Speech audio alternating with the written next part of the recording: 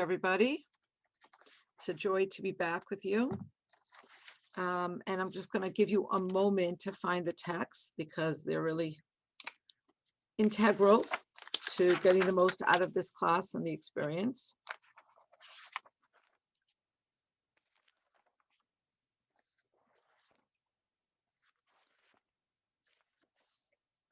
So today we're going to be exploring another really important story in the Torah. Again, a story that's often misunderstood. And this time it's about the breaking of the tablets. So let's begin with text 1 and take a look at our first verses. In the 3rd month of the children of Israel's exodus from the land of Egypt. Okay, so it's 3 months after the story of the Exodus. On this day, they arrived in the Sinai desert, and Israel encamped there opposite the mountain. That's Mount Sinai. Moses ascended to God, and God called to him from the mountain to say, "So shall you say to the house of Jacob, and tell the children of Israel, you have seen what I did to Egypt. I carried you on the wings of eagles and brought you to me. And now if you will listen to my voice and keep my covenant, you will be my own treasure from among all peoples." So this is where the idea of chosenness comes from. You will be to me a kingdom of priests and a holy nation. Moshe came, he called the elders of Israel, he placed before them all these words, and all the people replied in unison, and they said, "Yes, all that God has spoken, we will do." It was on the 3rd day when it was morning. There was thunder and lightning and a thick cloud upon the mountain, and the sound of the shofar exceedingly strong. Moshe brought the people out from the camp towards God, and they stood beneath the mountain. God descended upon Mount Sinai to the top of the mountain. God spoke all these words to say, "I am God, your God, who took you out from the land of Egypt, from the house of slavery. Do not have any other gods before me. Do not make for yourselves a graven form or an image of anything in the heaven above or on the earth below. Do not bow to them and do not serve them. Do not take the name of God, your God, in vain. Remember the Sabbath day to sanctify it. Honor your father and mother. Do not murder. Do not commit adultery. Do not steal. Do not bear false witness against your fellow. Do not covet anything that is your fellow's." The 10 Commandments. And all the people saw the sounds and the torches and the sound of the shofar and the smoking mountain. And the people saw and trembled, and they stood from afar. And to Moshe, God said, "Come up." Moshe entered within the cloud, and he ascended the mountain. And Moshe was on the mountain 40 days and 40 nights. When he had finished speaking with him on Mount Sinai, he gave to Moshe the 2 tablets of the testament, tablets of stone inscribed by the finger of God. It's quite a description of the most important event, not only for Jews, but the watershed event for all of humanity. And I'll tell you why I say that. Because let's imagine what this world would have looked like without the 10 Commandments. All the principles that are the bedrock of our human civilization, the value of human life, freedom of choice, morality, equality, social justice, charity, the quest for world peace, all from Judaism, all from the Torah. Now, for Jews, of course, there are other important events that follow and preceded this, in fact. But there is something spectacularly unparalleled about the giving of the Torah.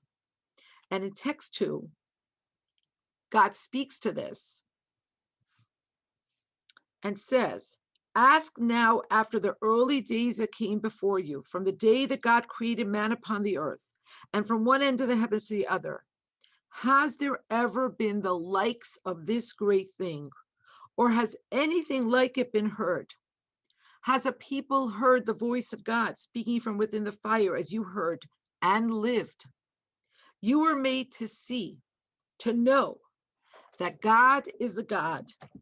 There is no one else besides him. For those of you who read Hebrew and speak it, just want to read that last line in the original. Ata hareta ladat, ki Hashem hu ha'elokim, ein od milvado. There is no one else beside him. So there is so much we can say about just that sentence, and so much we could say about the giving of the Torah, that event. But what we really want to get to is what happens afterwards with the breaking of the tablets and the ramifications thereof. But in order to approach that properly, we have to just spend a few minutes on really understanding what happens at Sinai. And we're going to do that in two parts.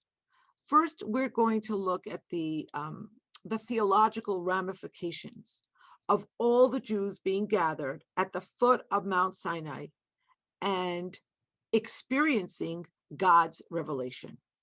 And we're going to do that by looking at text 3, which is an extraction from a famous and a basic Jewish book of philosophy called the Kuzari. This book, the Kuzari, is framed in the form of a dialogue between the king of the Khazars and a Jewish sage. And the king presses him and asks him, how is Judaism different, in fact, from all other religions? At the end, the king and many of his subjects converted to Judaism. But what concerns us is this following passage concerning the unique nature of the revelation at Sinai. Text 3. Rabbi Yehuda Halevi, who is in conversation with the king of Khazar, says, Moshe, the first Jewish leader, was not like the founders of other religions. He brought the entire people to stand at Mount Sinai, for them to see with their own eyes, each in accordance with their ability, the revelation that he saw. As the verse states, they saw the God of Israel. They all could affirm to each other what they saw and heard. This removed from the heart of the nation the terrible suspicion that perhaps all of this is just a claim of a few individuals, a prophecy came to them. For it is not possible to create a conspiracy in full sight of the masses. So here you have almost 3 million people experiencing exactly the same thing. Now, to flush out this argument, which is often called the Kuzari argument, but really goes back to earlier and is also cited by the Rambam, we could spend the next 90 minutes doing so, but that's not the focus of our class again. But I think it's important for us to stop for just one moment and understand the ramifications. There is no other religion. There is no other time where a claim for national prophecy, not individual prophecy, because that lies at the heart of every religion, but that there was a national prophecy where that many people experienced exactly the same thing. And what's interesting about this argument is that I think we've come full circle to this argument, because we used to think that footage that recorded a certain event was the gold standard in proof.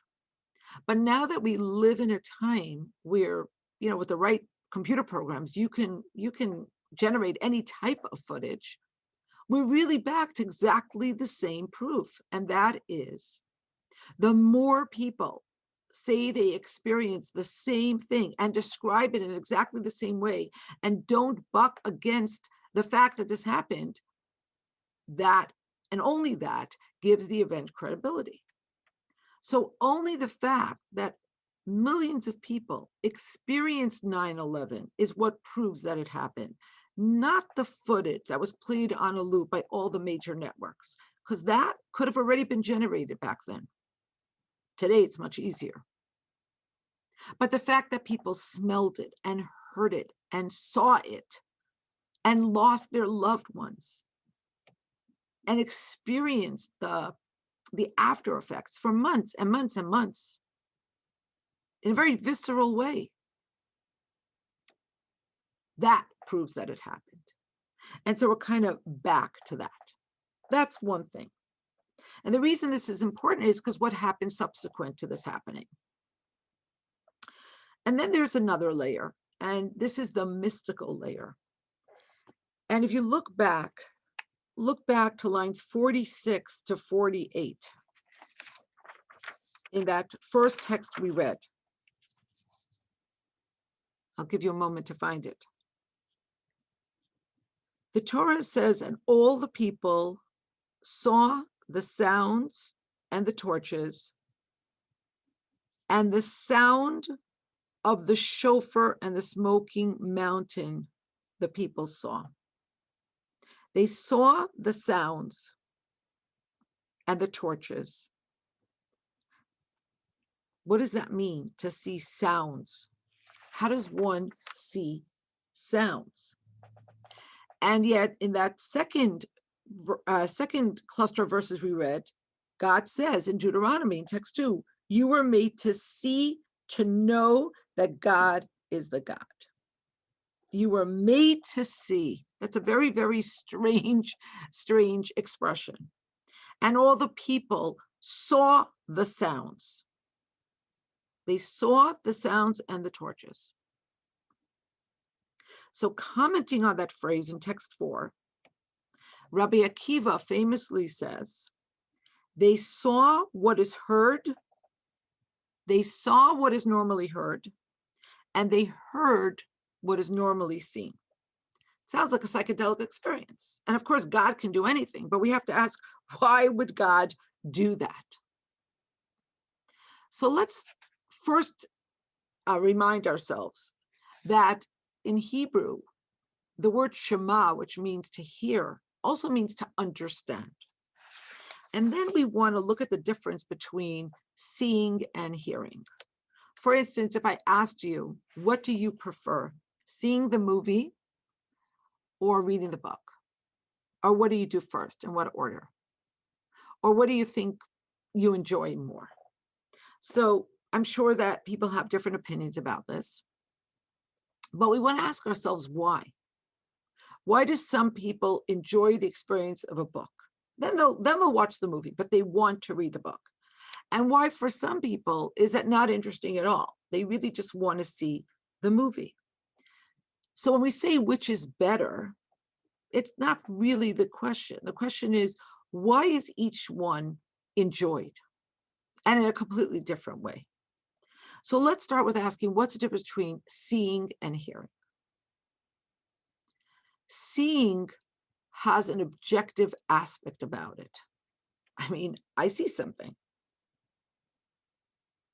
It's hard to fight against what I can see. It's more tangible. When I hear something, there's a lot more left to my imagination, to the way that I'm funneling this through my intellect, my emotions. There's a subjective aspect to it. And I've noticed that when we agree with someone, we normally say, I see. But when we're not so convinced, we'll say something like, I hear you. That's the more polite way of saying, I don't agree with you at all. There's a remove. And so what does God do here?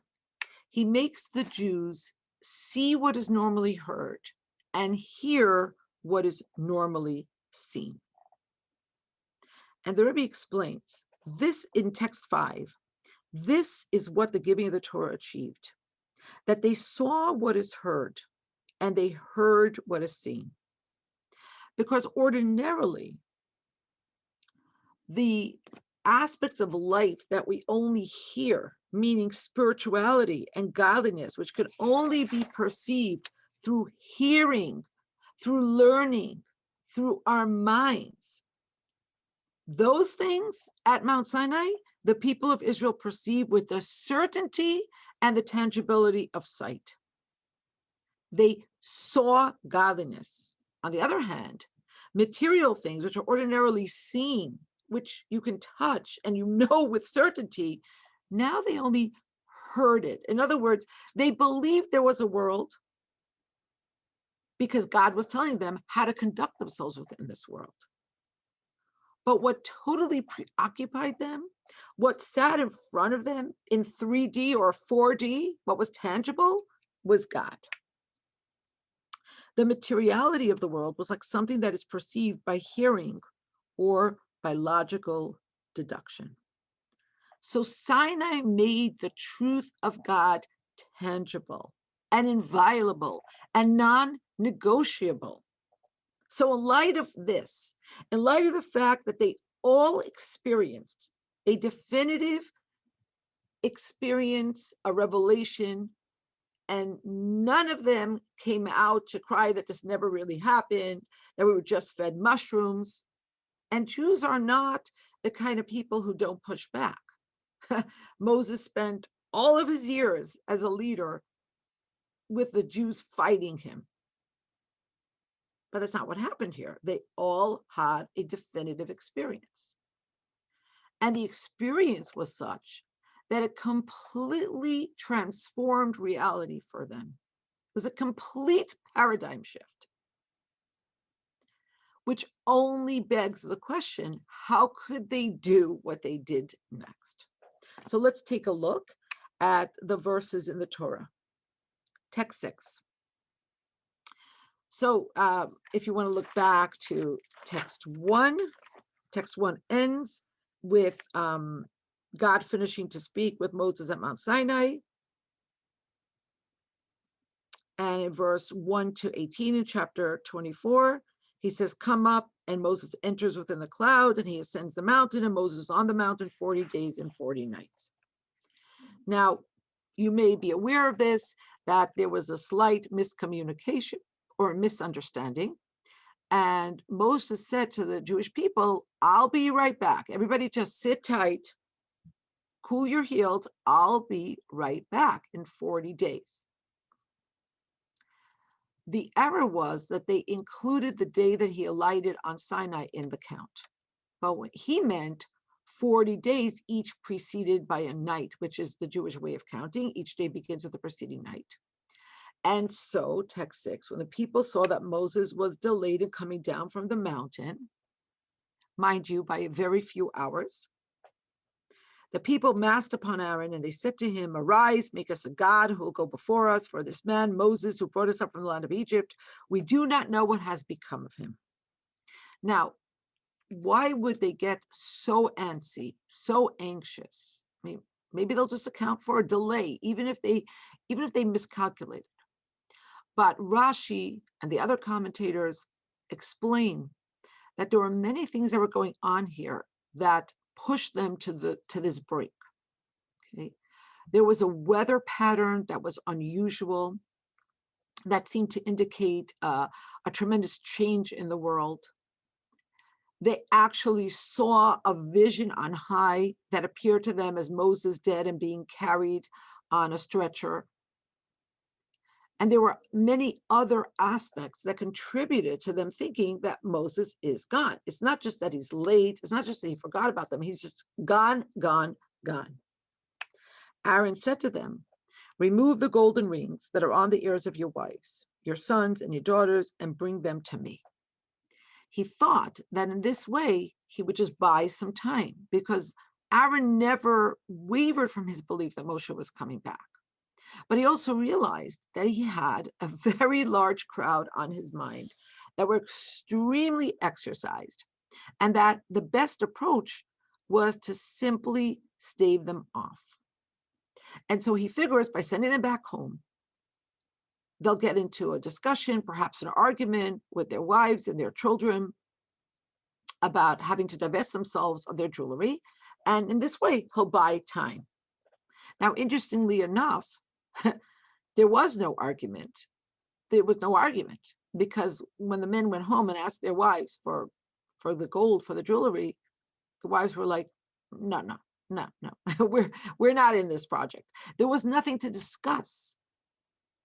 What he thought was going to be an elongated process was completely cut off by their firm insistence that this was not a project they would engage in. And so you could see where the ellipsis is. The Torah tells us ultimately the men took the jewelry off of their person. Aaron took the jewelry from their hand. He formed it with a graving tool, and he made it into a molten calf. Now, again, because we're pressed for time, we can't possibly go through every single commentary, but in your own time, if you simply take a look at Rashi, the foremost commentator on the Torah, Rashi tells us that this calf was not a pedestrian calf. This was a living, bleating, grass-eating calf that emerged from the fire. Yes, you heard me correctly. And according to the Midrash, the calf announced, I am your God. And the Jews said, this is your God, O Israel. Now, interestingly enough, this is your God. Again, Rashi tells us that this was a very specific demographic that was actually completely engaged in this project, and they were called the Erev Raf, or the mixed multitude. And these were people that had jumped on the bandwagon. When the Jews left Egypt, they left along with the Jews. Moses actually took it upon his responsibility to allow them to leave.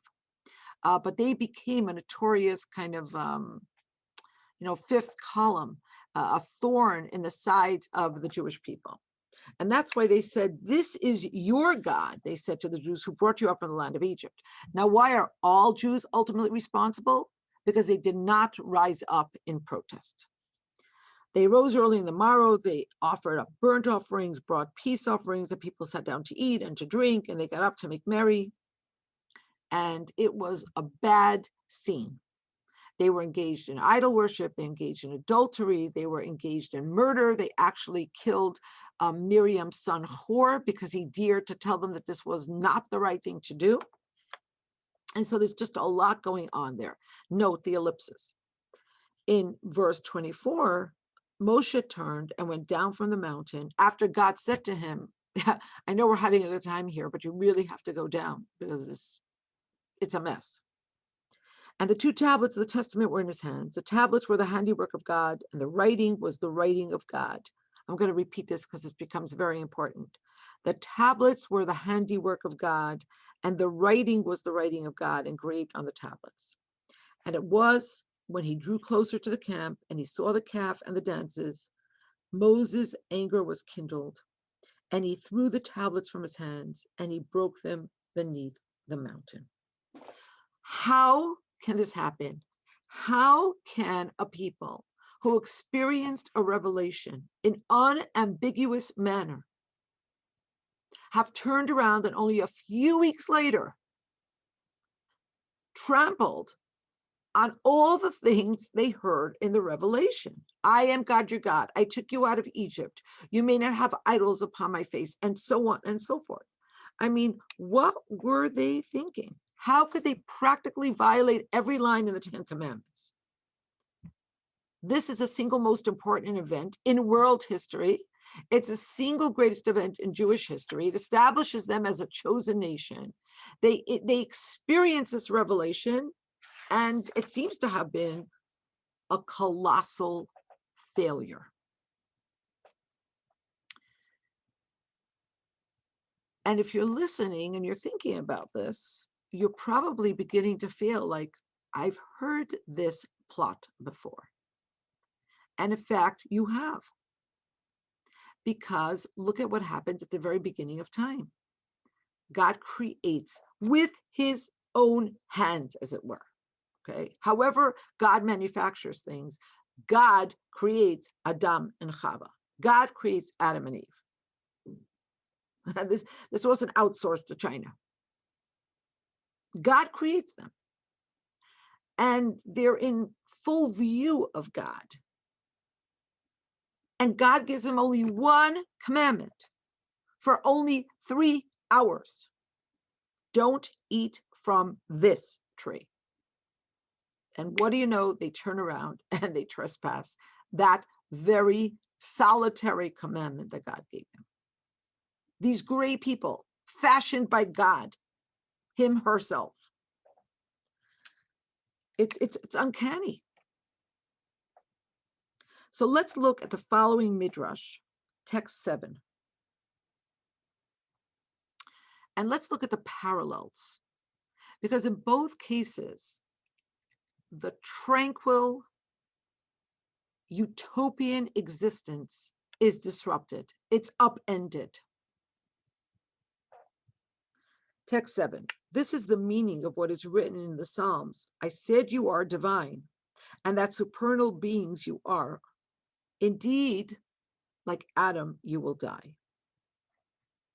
The Midrash continues. Had the people of Israel waited for Moshe and not done that deed, neither Galut, the exiles of the Jewish people, nor the angel of death would have had any power over them. They basically would have remained immortal. Thus it is written, the writing was the writing of God, charut, engraved on the table, on the tablets. But what is the meaning of charut?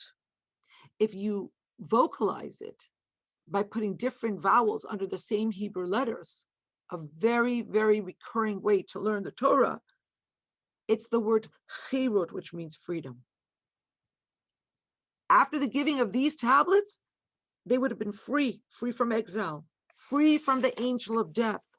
In fact, we're told at Mount Sinai, the Jewish people as a whole returned to that pristine state of unity with God, exactly the way Adam and Chava had it before they sinned with eating from the tree of knowledge of good and evil.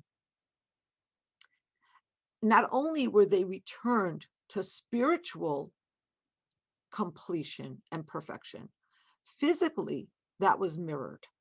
So anybody who was blind became sighted, and deaf, they were able to hear. If they had not been able to walk, they became ambulatory, and so on and so forth. So basically, it was like God pressed the restart button again. And then again, we mess it all up. When the people of Israel proclaimed, all that God has spoken, we will do and we will hear. God said, I commanded one mitzvah to Adam for him to fulfill, and I likened him to the ministering angels. This people, who will fulfill 613 mitzvot, is it not fitting that they should live and exist forever? However, when they proclaimed, this is your God, O Israel, we read those words before, after the idol was fashioned, they became mortal. Said God, you followed in the ways of Adam, the first man, who did not hold out for 3 hours, and on the 9th hour of that day, death was decreed on him. I said you are divine, but because you once again followed Adam's path, indeed, like Adam, you will die.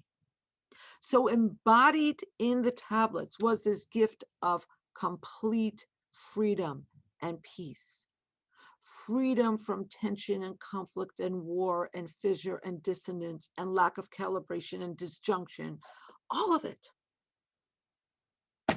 And then they made the idol. So what happens next?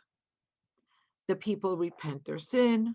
Moshe goes back up on the mountain to plead with God for a second chance. Of course, so many more details that we can't go into now. God forgives the Jewish people, and he agrees to reinscribe the Torah on the second set of tablets. So now everything's perfect, right? Well, we know what happens after this in Jewish history. Lots of turmoil, lots of pain, lots of exile. So obviously the second tablets were not identical to the first. So to better understand the difference, we're going to go back to the Torah's account. Look at text 8. And this is God speaking to Moshe after he forgives the Jewish people. God said to Moshe, carve yourself 2 stone tablets like the first, and I will write upon the tablets the words that were on the first tablets, which you broke. So Moshe carved 2 stone tablets like the first, and rose early in the morning, and he ascended Mount Sinai, as God had commanded him. And he took in his hands 2 stone tablets. And he was there with God yet again for 40 days and 40 nights. And he wrote on the tablets the words of the covenant, the 10 commandments.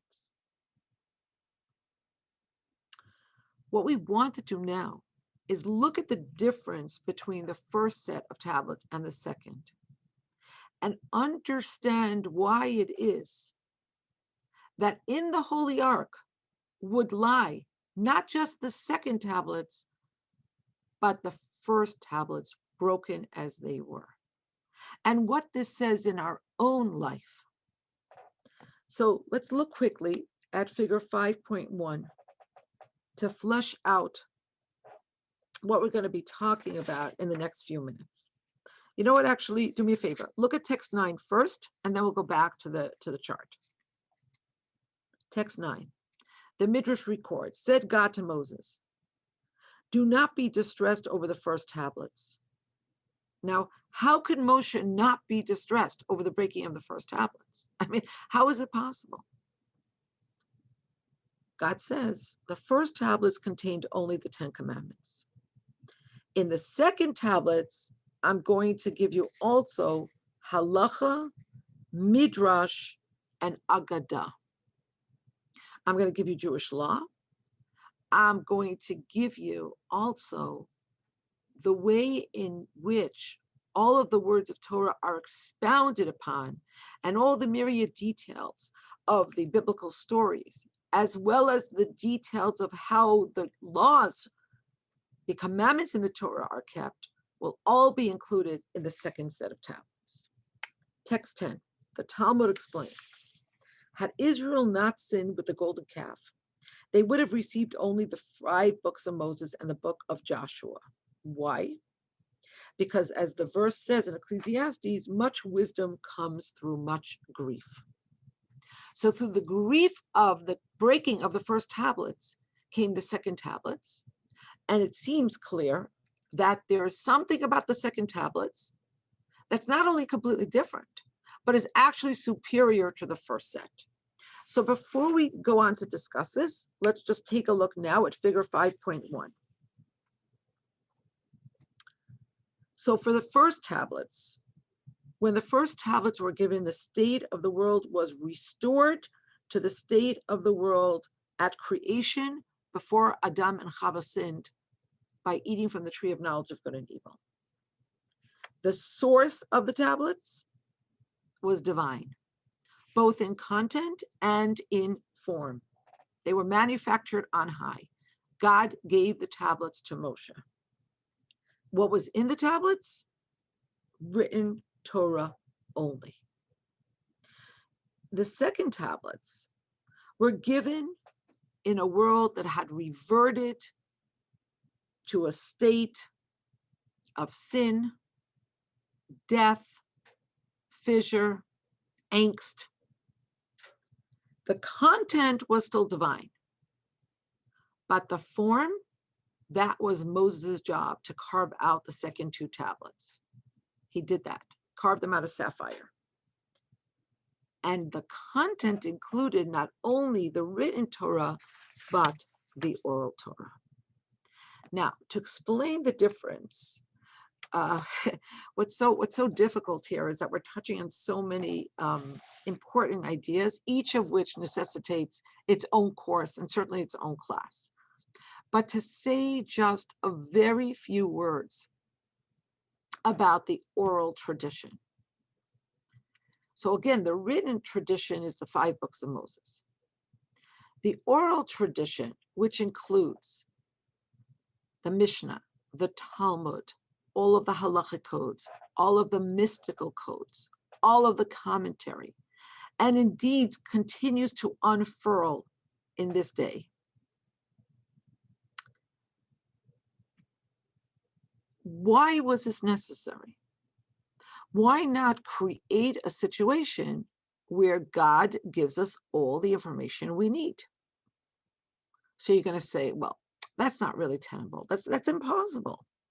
You can't, I mean, how deep, how thick, how heavy would this book be? It's inconceivable, because the world would change, circumstances would change. You have to be able to relate to every single changing circumstance. No, it can't all be in one book. But the pushback to that is clear. Hey, it's God. God should be able to figure it out. Just give us everything we need to know. And that way it's clear, there's no ambiguity. We're not going to have differences of opinion. We're going to have an authoritative source for everything and anything. But that's not what God does. Instead, in the oral tradition, we are given a few things. The first strata is all the explanations that God imparted to Moses on high. God didn't just give him the words of the Torah, which were recorded, but he gave him an immense amount of information that described and gave the details for every single commandment. So this part of the oral tradition is called Halacha LeMoshe Misinai, laws given to Moshe at Sinai. And while people love to point at the oral tradition and say, but there are so many differences of opinion, in fact, in this strata of the oral tradition, there are no differences of opinion, which is why you're never going to find tefillin in any color but black. It's never going to be fuchsia or hunter green. They're always going to be square. It's never going to be round or rectangular, and so on and so forth. Now, another aspect of the oral tradition includes the 13 hermeneutical laws. In other words, basically the science of how to read the Torah so that you can ferret out all that's implied. So you can't just look at the Torah and decide, oh, this also includes that, and this means this, and this means that. No, there's a very precise methodology. It's a very tight methodology. Yes, sometimes there will be disagreements as to how something is interpreted via which one of these 13 rules. But that's another aspect of the oral tradition. And then there are laws that the rabbis put into place based on the biblical laws that vest rabbis with the authority and indeed the mandate to put into effect protocols that would serve to bolster the biblical tradition. I'll give you an example. Biblically, a Jew is prohibited from eating a combination of dairy and domestic kosher meat. Meat that comes from a kosher domesticated animal. But according to rabbinic stricture, a Jew is prohibited from eating dairy with the meat of a kosher domestic animal, the meat of a kosher wild animal, let's just say like deer or bison, and fowl. So a turkey and a Swiss cheese sandwich, for instance. Why? Because the rabbis and indeed the Jewish people were concerned that they might confuse the various meats.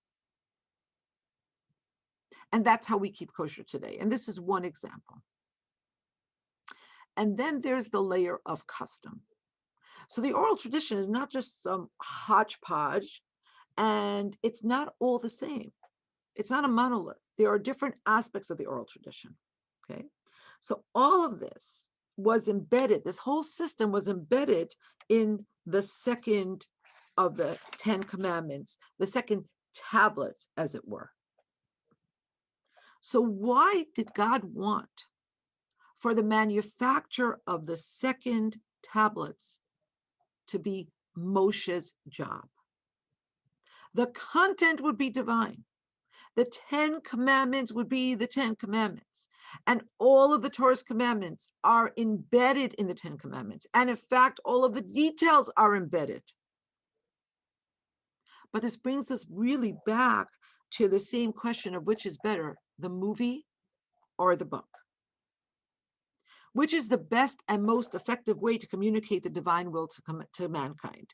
By divine revelation, that would be the first tablet method, it's all divine, or through human extrapolation of a divine text, the second tablet method. Now, the advantages of Model A, divine content, divine form, are clear and simple to see, right? What could be better than an unambiguous guide by God, from God, addressing every dilemma until the end of time? But we see, if you look back at text 9, clearly God is saying to Moshe, there is something better about the second set. So don't be distressed about breaking the first. And to understand this, we need to go back to our original question. What went wrong? How is it possible that a people who stood at the foot of Sinai experienced the revelation themselves, heard God's words, saw God, could turn around and turn their backs on everything they heard so clearly, not via messenger? So let's take a look at verses we read before. You could take a look at it. It's in text 1, line 26, 27, or you could just listen to me tell you the words. Moses brought the people out from the camp towards God. This is before they get the revelation. And they stood themselves beneath the mountain. Now, the Hebrew words are betachtit hahor. And usually they're rendered as at the foot of the mountain. But then the Bible should have said eitzel hahor, near the mountain. What does it mean betachtit hahor? Literally, this means under the mountain. So take a look at what the Talmud says in text 11. This is a very, very famous Talmudic teaching. This teaches us that God overturned the mountain over them like a cask and said to them, if you accept the Torah, fine, and if not, there shall be your burial. Now, this is a very strange scene to visualize. But aside from that, what's much more upsetting is that the Torah tells us that the Jews agreed. They wanted this. They said, we'll do everything you say, even before we hear, even before we understand. We're in. Just tell us how high to jump. So why would God have to scare them into submission? Why would God have to hold the mountain over their heads? They were eager. They had bought in. They were on board. So the Rebbe explains this in text 12. How do we reconcile the saying of the sages that God overturned the mountain over them like a cask with the fact that people willingly responded, we will do and we will hear? The deeper meaning is as follows. When the people of Israel stood at Mount Sinai, only 50 days had elapsed from their exodus from Egypt. That's all, sum total. Now, Egypt was the most debased place in the world in terms of decadent character, as is well known. These 49 days, 50 days, this was not sufficient time for them to make the transition from one extreme to the other and to achieve a genuine recognition of the value of the Torah. Rather, this recognition was, quote unquote, forced, okay? So God didn't hold a literal mountain over their heads. But the whole experience was superimposed on them, as it were. The recognition was forced on them from above when the light of truth was revealed to them so powerfully that they could tangibly see. They saw what was normally heard. They could see that the Torah and the mitzvah were the ultimate good, and that without them, their lives were not worth living in the most literal sense. And they therefore proclaim with all their heart and soul, we will do and we will hear. However, because they did not achieve this recognition in a progressive, methodical, incremental way by virtue of their own efforts, but rather as a gift, as a flash of illumination from above, once the moment of the revelation had passed, nothing but a faint impression of it remained. In plain English, divine revelations don't change anything. They can catapult us in the right direction. They can inspire us. They can fuel our efforts. But without our painstaking incremental efforts, we get nowhere. Just to make this very real, I'm a woman who has been battling the bulge all my life. So anyone that knows me knows I'm either currently trying a diet or have just given up or I am just about to start. Those are basically the 3 seasons of my life. And thank God I don't have disordered eating or an eating disorder. I just love food and I'll eat anything that's not nailed to the floor. But I cannot tell you how many times I've gone to Weight Watchers, twice with tremendous success, listened to the leader, and I am so there. I am so sure that nothing that I shouldn't be eating will trespass those lips. But that's not what happens. Maybe it happens then, a few days, a few weeks, a few months, even a few years, and then here I is.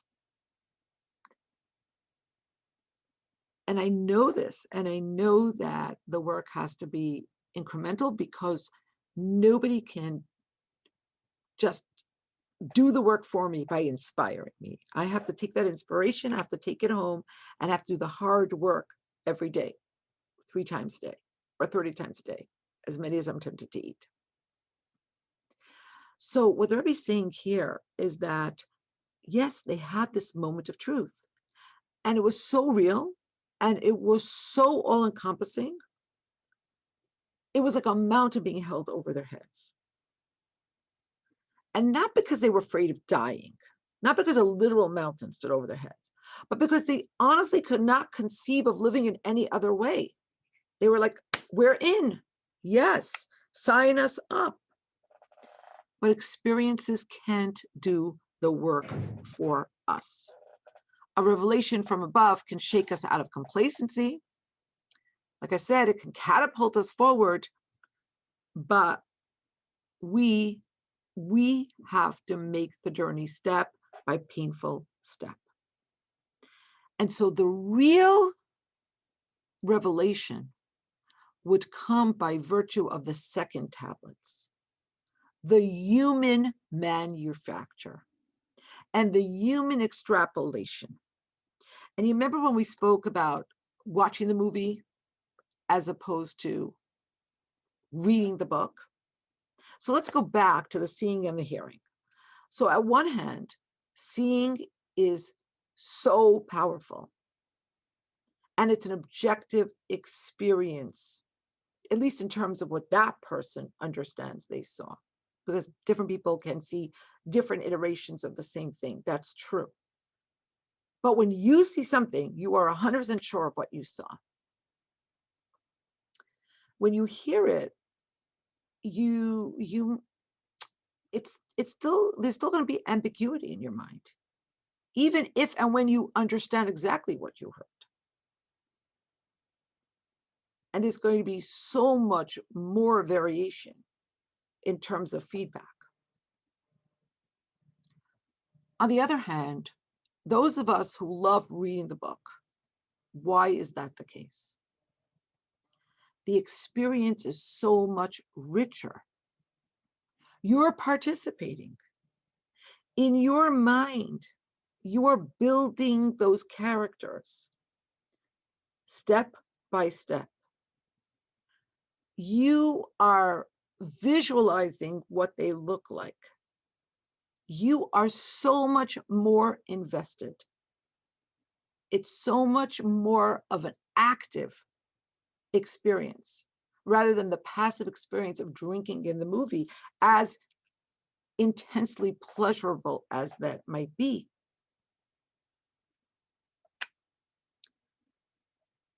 So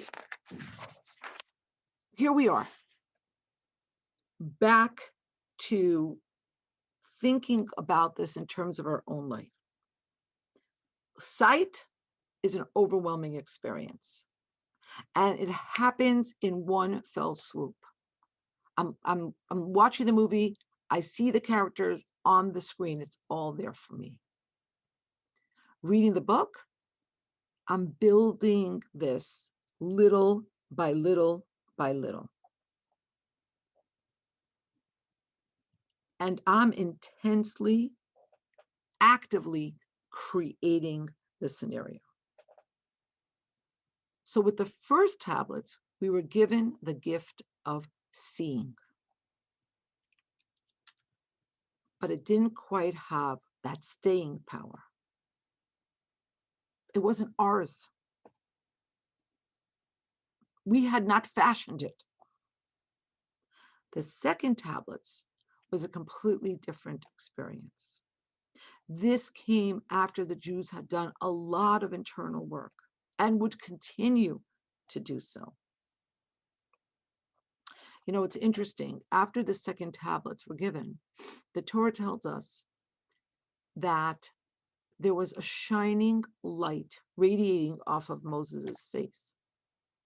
So much so that Moshe had to put a mask on his face so that the Jews could interface with him. They were unable to look at his face. Such was the light that was bouncing off of his face. And by the way, the biblical word there, karan or, when translated into the Greek, was translated as horns of light. And that's where the urban legend that Jews have horns comes from.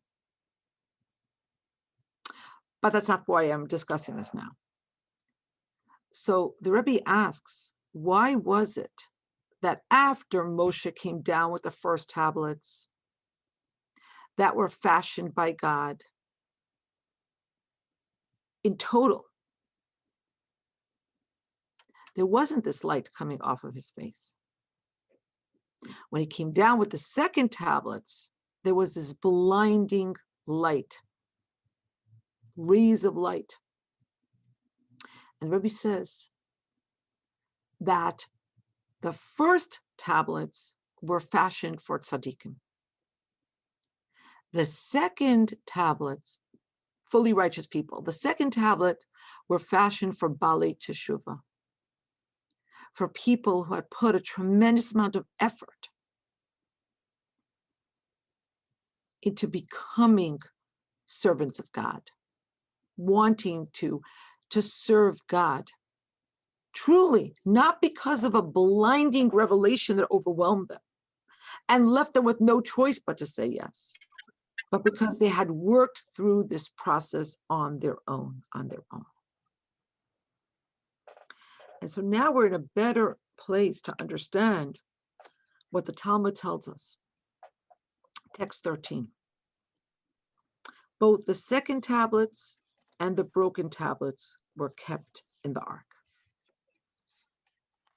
In the innermost chamber of the Beit HaMikdash of the Holy Temple, in the Holy of Holies, stood the most sacred vessel of all, the ark. And the ark was the container of the Torah. So it was the very core of the bond between God and the Jewish people. And yet inside this ark were both versions. Both versions of the Torah were represented. What does that mean? What's the Talmud telling us? Not just about the ark in the Holy Temple, but about the ark within ourselves.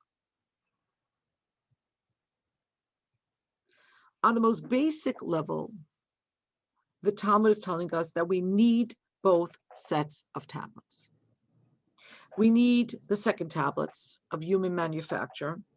We need the daily struggle of working things out from within the confines of our own foibles and our own shortcomings and our own limitations and our own flawed existence.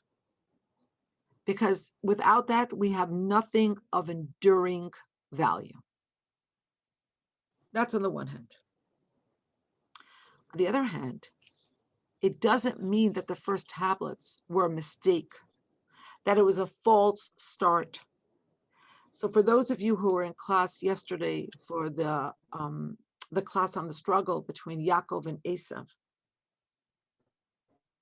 you're hearing a recurring theme.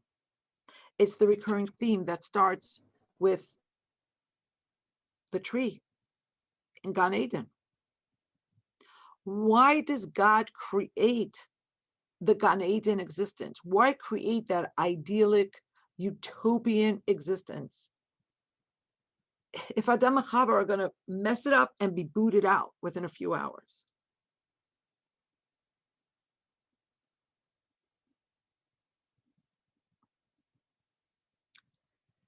So the first tablets are absolutely integral.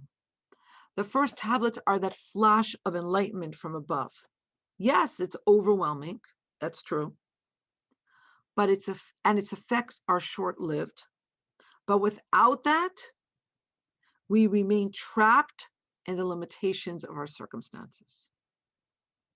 So to use terminology from yesterday's class, we get trapped in tikkun, and we don't have the powerful light of tohu. So at the time, the effects of the revelation at Sinai seemed rather limited. 40 days, 49 days, 50 days after, they're back in Egypt. You know that the biblical word Egypt, for Egypt, Mitzrayim, means constriction, constraints. But in retrospect, that revelation is the foundation for everything we have today.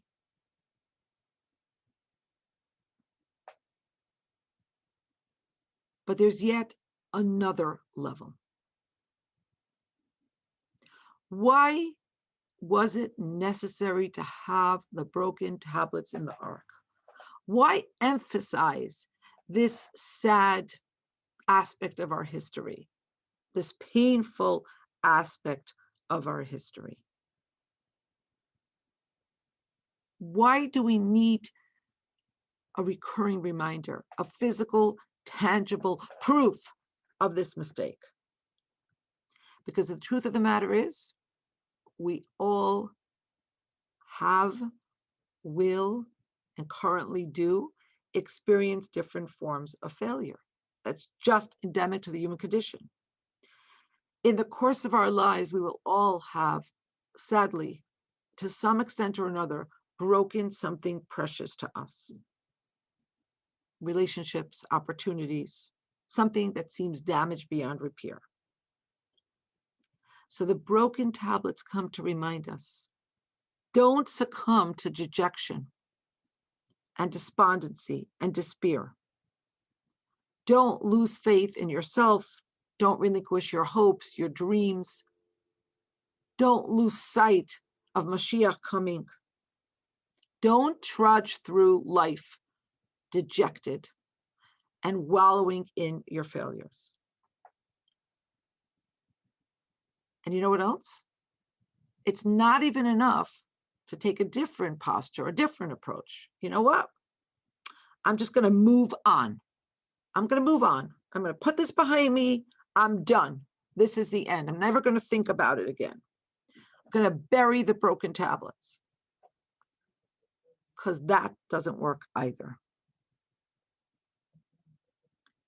We're not looking to dump the broken tablets somewhere else, because the broken tablets are still our first tablets. We have to preserve them. We have to carry them with us in our ark and extract from there the excitement, the energy, the wild, roaring tohu light. and twin that with the second tablets, with the perfected tablets, with the tikkun orderliness that comes of our own work. And then we could move forward. So I know that I've touched on a lot of different ideas, and I was kind of hell-bent on coming to the end of this, but now I'm very happy to go back, answer your questions. So I'm going to look at the chat box and also tell you that you can unmute yourself.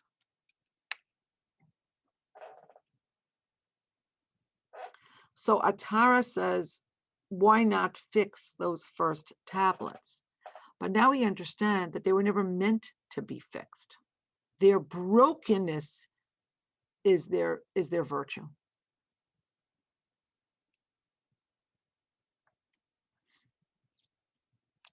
If you have any additional questions, comments, concerns, you're welcome to unmute yourself. Would you say, well, thank you, first of all. Would you say that the would you say that the broken tablets then are kind of like symbolizing the nisyonot, like the challenges that Hashem puts in our lives, and how like because when I think of like the broken tablets remaining and like, you can't get rid of them, kind of like a way of like growing from them, like taking those challenges and Absolutely. okay. Absolutely. So I don't know that the tablets are the nisyonot. I think it's the ways in which we might fail because of the nisyonot. But we will all face nisyonot. Every single morning we get up and one of the things we say in our morning davening, we ask Hashem, please don't bring me tests. Like, I'm just a simple girl. I'm just trying to do my best here. Don't give me any additional tests. Mm-hmm. But we'll all have them. And the broken luchot, they remind us that even in the times that we fail our tests, there's the redeeming light that we have to bring forward. That there's a strength to that there's a level about that's meant to be a launching pad for greater completion. So when the second tablets come, they're not just a replica. They're not just a knockoff. They're completely different kind of tablet. And Moshe is completely affected by it in a different way. His very physical face shines with a light that comes from this higher level.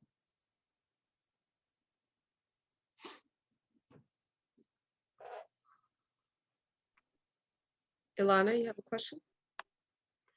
Yes. I'm reading Ilana's question. Okay. I can reword it if it's not clear. Okay. So Ilana's question is, so the second time Moshe went up, he came down with the physical tablets and the physical Torah scroll, and then the knowledge of Mishnah, oral Torah, etc., etc. Okay, Ilana, fantastic question. Okay, this it's actually the third time that Moshe comes down. I believe it's the third time that he comes down with the physical tablets, but he does not come down with a physical Torah scroll. Okay. The Torah scroll is something that he records, that he makes sure is written. In fact, that there are 13 copies of that original Torah scroll before he passes. So one is given to each tribe, and the third is put into the ark. So but Hashem tells him like what to write in it, right? Correct. When he's up on the all mountain. of that, yes, all of that information is imparted from Hashem to him. But So he doesn't come down. He doesn't come down with a physical Torah scroll from heaven. Oh, so this is like a side question then. But then, if he's not actually given the actual Torah scroll, so only he knows like the future. The Bnei Israel doesn't, because like he knows how he's going to die. He knows he won't go into Israel, I guess, if Hashem told him the rest of the Torah. But Bnei Israel doesn't know until it happens. Then. So that's a very good question. There are a couple of different opinions, and there's an opinion that Moshe didn't write the actual last part of the Torah that talked about his death and leave taking, that Yeshua wrote that. There's another opinion that he wrote that with tears. But the entirety of the Torah, and again, this last section, there's a different opinion, about this, but the entirety of the Torah is something that Moshe recorded before he died based on what Hashem had given him. So basically it's a transcription of his conversation with God, of God's teaching, God's shir, God's class with him. Now the Mishnah and the Talmud come much, much later. Okay. Now the Mishnah, the word Mishnah means repetition. So this was the oral tradition that was repeated again and again and again, until which time it became clear that due to circumstances, the Jews were going to be exiled, they would be dispersed, they didn't have the peace and the peace of mind to be able to study this properly, and so it had to be recorded. But the Mishnah records what Moshe taught the Jewish people, taught Yeshua, Yeshua taught the 70 elders.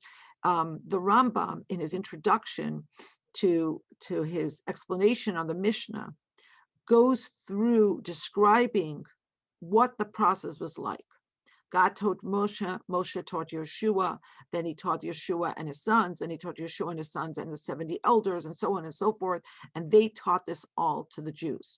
So the Jews were taught the Torah, the verses we have today, and the explanation thereof. And this becomes the basis of the oral tradition.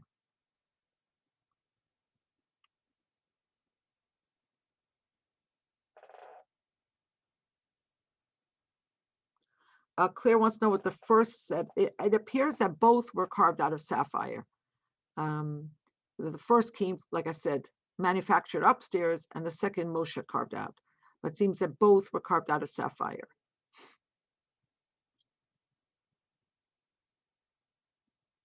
If they were made out of sapphire, then like why do most pictures show them out of like clay or something like that? Like not blue. That's a fantastic question, but keep in mind, most pictures show them as being rounded, whereas in our sources, we're definitively told that they were square. So like, you know, a lot of the images that Jews kind of incorporated were really Christian images, you know, created outside of our tradition. Thank you.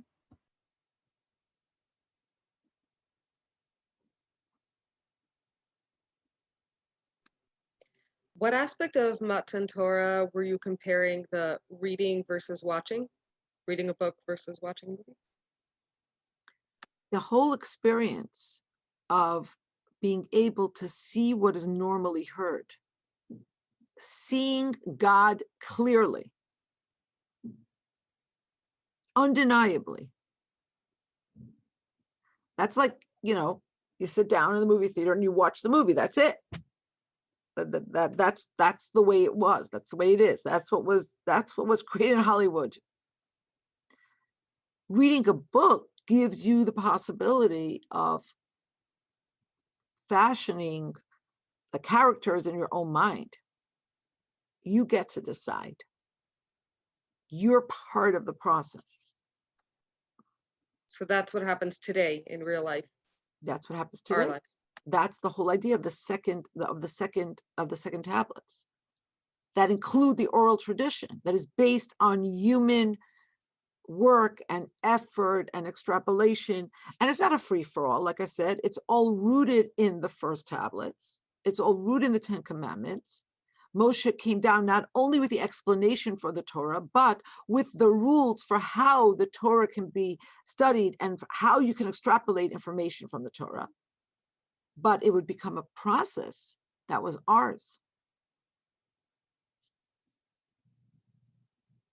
It's an active process as opposed to a passive process. It's an incremental process as opposed to a fait accompli that's presented to you in one fell swoop. Claire, you had a question? Yeah. Where did the sapphire for the second tablets come from? Like, there's not just sapphire lying around the desert. I honestly do not know the answer to that question. I do know that Rashi says that Moshe became very, very wealthy from all the extra sapphire, that what was left from the project. But the Jews did take massive amounts of all kinds of, physical wealth, all kinds of materials with them when they left Egypt. Right, so that's what I was thinking, but was it melt, like, I don't even know if you can melt sapphire, but was it out of one massive piece, or was it like little pieces that were somehow fused together? Because I was thinking, My understanding is that it was one massive piece. so they just carried like 2 massive chunks of sapphire from Egypt. They carried a lot of stuff out of Egypt, a lot of stuff.